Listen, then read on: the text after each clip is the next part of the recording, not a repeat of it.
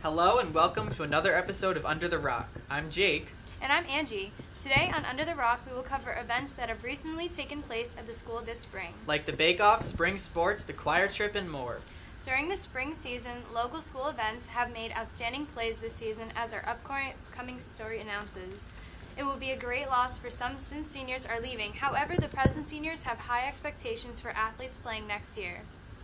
To show GRHS's dedication to spring sports, our upcoming report displays this spring's accomplishments and goals for next year.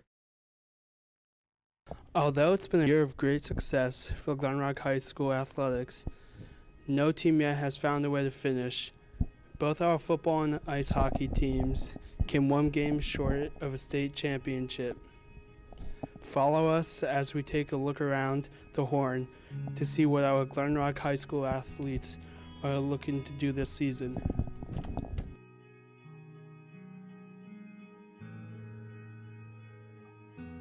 As upcoming spring sports season approaches, the athletes of Glen Rock High School roam the halls eager to hit the field. With so much potential in every spring sport, the teams of Glen Rock High School are ready to see how the off-season hard work will pay off. We decided to start with the boys varsity tennis team to see what they plan to bring to the table for this spring season. Varsity players Marino Aldaz and Jesse Weiss stopped by to chat with us. We play Dwight Englewood very soon. They are the county champs. They are a very good team, and they are our toughest opponent.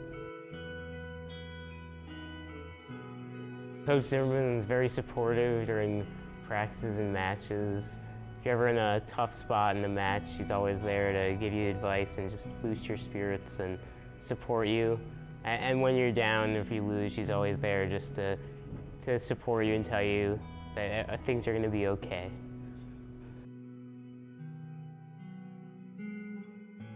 Well, last year we got to the state sectional final, but we lost. So this year we are looking to win the state sectional title. We have 5 out of our 7 starters from last year returning, and we have a lot of seniors, so we think we have the team to do it. Next up the bat, we got a chance to talk to varsity baseball player John Scandell, just coming from a tough practice. Our goals for the season are really to win the league, against some tough division rivals like Pompton Lakes and Hawthorne. We also want to make a good run in counties, in the Bergen County Baseball Tournament, as well as end our season in Toms River, playing for a state sectional championship. Our toughest opponent, there's actually a few of them. Rutherford, Hawthorne, Pompton Lakes, and a couple non-conference games such as Jefferson Township down in Middlesex County, as well as Bergen Catholic. Our goals for the season are really to win the league, against some tough division rivals like Pompton Lakes and Hawthorne. We also want to make a good run in counties, in the Bergen County Baseball Tournament, as well as end our season in Toms River, playing for a state sectional championship. Not only athletes are preparing for their sports, but the fans of Glen Rock High School are also excited for the upcoming season. We stopped by the Panther Den to talk to Glen Rock superfan Sergio Galvez. I like the baseball team. I got a lot of friends on the team, and they're really fun to watch, and they got a great team this year. Also, they got great leadership. Max has been putting up big numbers. John's great backstop. He's a key player on the team. Like a lot of sports in the winter are mostly indoors, so you get to go outside and feel the fresh air in the spring, and get to watch the sports outside on the new fields, and it's really quite a sight to see.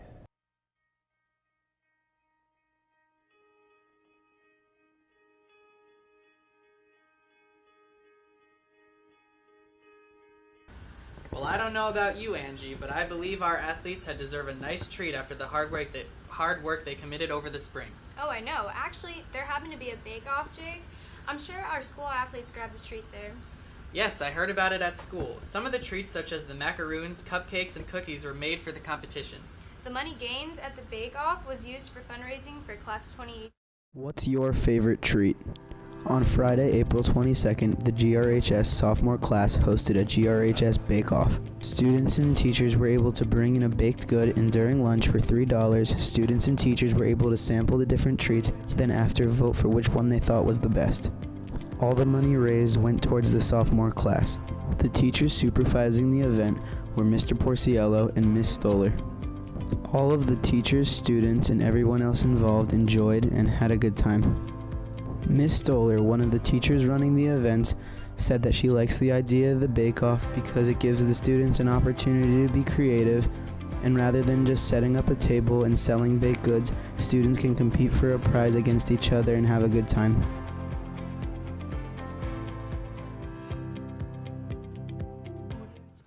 Wasn't that something, Angie? A great way to earn class funds. I can't agree more with you. Coming up, aside from our talented athletes and bakers, we have a segment on the school's choir. The school choir recently went on a competition to compete with other schools. This is their experience.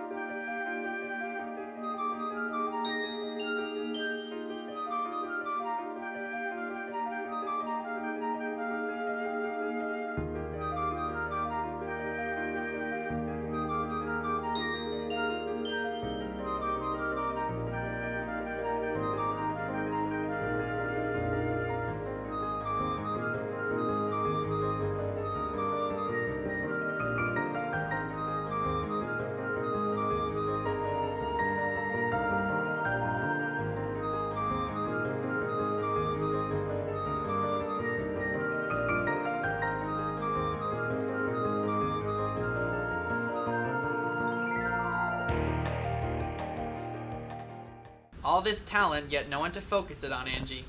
Actually, our next story does focus on a certain DJ in the school. Apparently, he's DJing at the semi-formal dance. That sounds very interesting, Angie. I'm looking forward to see who is this DJ. Tiesto, Calvin Harris, Nicky Romero.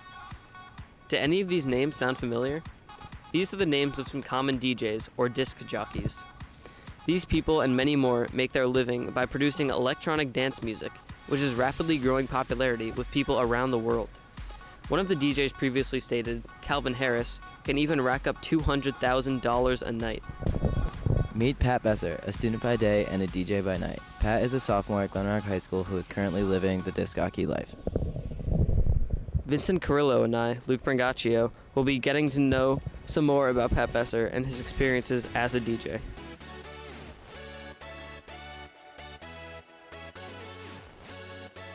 I started listening to electronic music around 6th grade, and I started listening to it more and more as time went on.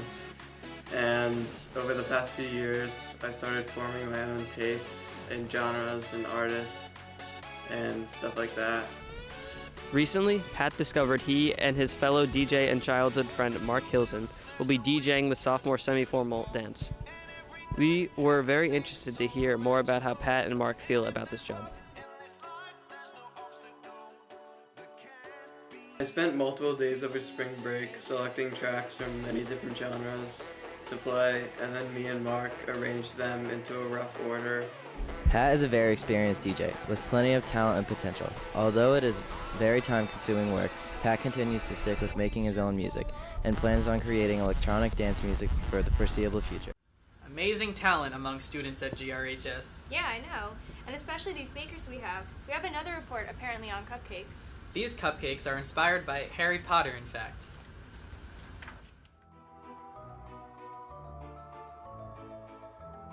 Today we'll be baking Butterbeer cupcakes.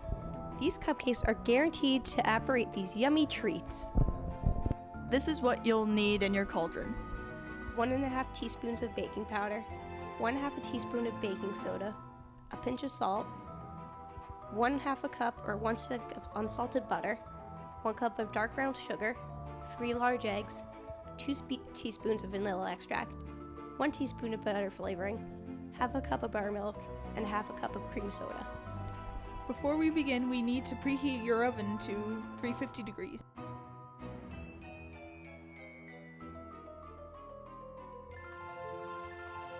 You'll need to combine all your dry. Next, all your wet. Combine in cauldron until smooth. After batter is smooth, pour into cupcake wrappers. These should be filled halfway. These should go in for 18 to 20 minutes. Make sure to poke with your wand to see if the batter comes loose. If so, place in for 3 to 5 extra minutes.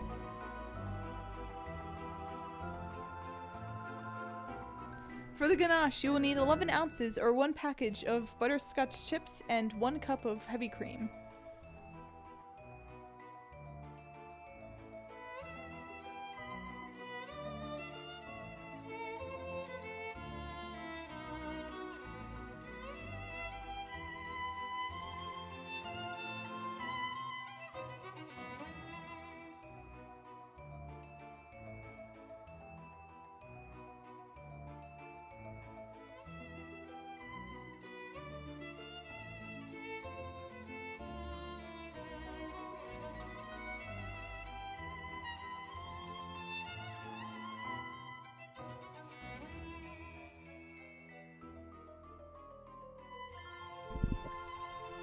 Enjoy your cupcakes.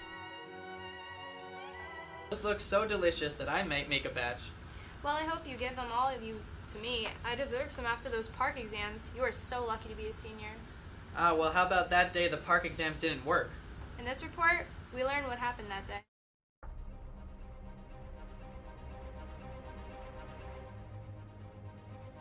Our test crashed on April 20th statewide. Grades 3 through 11 did not take the test.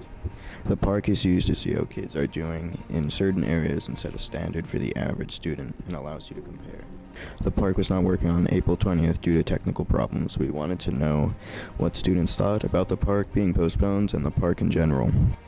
When we asked one student what he thought, he said he felt it was unprofessional that the PARCC was not prepared. When we interviewed another student, he said it didn't bother him, and things happen.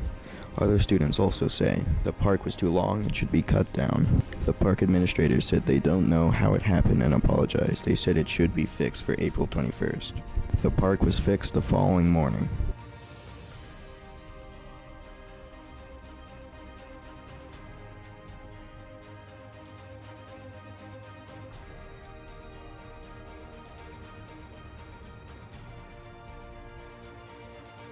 And a perfect way to end our program today. I'm Angie. I'm Jake, signing off on Under the Rock. Have a great day, Glen Rock.